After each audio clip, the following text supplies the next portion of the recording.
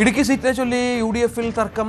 യു.ഡി.എഫിൽ seat ചർച്ച നടത്തിയിട്ടില്ലെന്ന UDF ജില്ലാ chairman Joy വെട്ടിക്കുഴിയുടെ പ്രസ്താവന അനവസരത്തിലാണെന്ന് കേരള കോൺഗ്രസ് ജില്ലാ പ്രസിഡന്റും യു.ഡി.എഫ് ജില്ലാ കൺവീനറുമായ എം.ജെ. ജേക്കബ് വിമർശിച്ചു.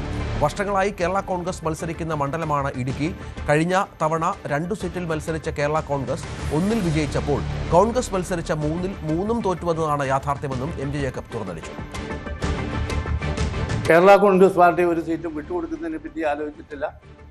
കോൺഗ്രസ് ഒരു സീറ്റ് ഏറ്റെടുക്കുന്നതിനെ പറ്റി ആലോചിച്ചിട്ടുണ്ട് എന്നും എനിക്ക് തോന്നുന്നില്ല. ഏതായാലും 5 സീറ്റും അത് നഷ്ടപ്പെട്ട 3 സീറ്റുണ്ട്. കഴിഞ്ഞ പ്രാവശ്യം മത്സരിച്ച 3 സീറ്റുണ്ട് കോൺഗ്രസ്സിന്. ഞങ്ങൾക്ക് 1 സീറ്റ് നഷ്ടപ്പെട്ടിട്ടുണ്ട്. ഈ 5 സീറ്റും വിജയിക്കുന്നതിന് ആവശ്യമായിട്ടുള്ള ശ്രമകരമായ ജോലി, കൂട്ടുത്തരവാദിത്വത്തോടു കൂടിയുള്ള ജോലി നമ്മൾ മുന്നോട്ട് കൊണ്ടുപോകണം എന്നാണ് യു.ഡി.എഫ് കൺവീനർ എന്നുള്ള നിലയിൽ എനിക്ക് പറയാനുള്ളത്. ബാക്കി വിവാദങ്ങളൊന്നും പറയാനുള്ള അധികാരമോ അവകാശമില്ല. ഞാനൊരു പാർട്ടിയുടെ ജില്ലാ പ്രസിഡന്റാണ്. എനിക്ക് വേണമെങ്കിൽ പാർട്ടിയുടെ കാര്യങ്ങൾ പറയാം. DCCയുടെ കാര്യമാണെങ്കിൽ DCC പ്രസിഡന്റ് പറയാം.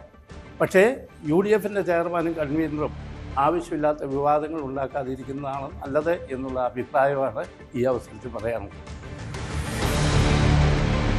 സർവകാല റെക്കോർഡ് കളക്ഷനുമായി KSRTC 13.02 കോടി രൂപയാണ് ഇന്നലത്തെ ആകെ വരുമാനം. 4952 ബസ്സുകളാണ് ഇന്നലെ സർവീസ് നടത്തിയത്. 12.18 കോടി ടിക്കറ്റ് വരുമാനം മാത്രമായി കിട്ടി. 83,49,000 രൂപ ടിക്കറ്റിന് വരുമാനമായി കിട്ടി. കഴിഞ്ഞ സെപ്റ്റംബറിൽ നേടിയ 10.19 കോടിയുടെ റെക്കോർഡ് കളക്ഷനാണ് ഇന്നലെ മറികടന്നത്. ഓണാവധിക്ക് ശേഷമുള്ള ആദ്യ പ്രവൃത്തി ദിവസമായിരുന്നു ഈ കളക്ഷൻ നേട്ടം.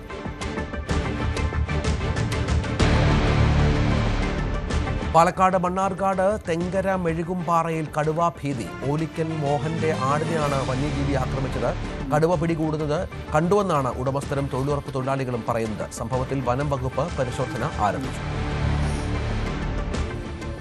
മെഴുകുംപാറ ജനവാസ മേഖലയിലാണ് കടുവയുടെ സാന്നിധ്യം ഉണ്ടായിരിക്കുന്നത്. കടുവയുടെ സാന്നിധ്യം മാത്രമല്ല, മോഹനേട്ടൻ എന്ന് പറയുന്ന, ഞങ്ങളെല്ലാവരും സ്നേഹിക്കുന്ന മോഹനേട്ടൻ എന്ന് പറയുന്ന അദ്ദേഹത്തിൻ്റെ 2 ആടുകളെ ഇന്നലെ അദ്ദേഹത്തിൻ്റെ കൺമുന്നിൽ വെച്ച് കടുവ കടിക്കുന്നൊരവസ്ഥയുണ്ടായി. അതിൽ ഒരാടിൻ്റെ സ്ഥിതി വളരെ ദയനീയമായിട്ട് തുടരുകയാണ്.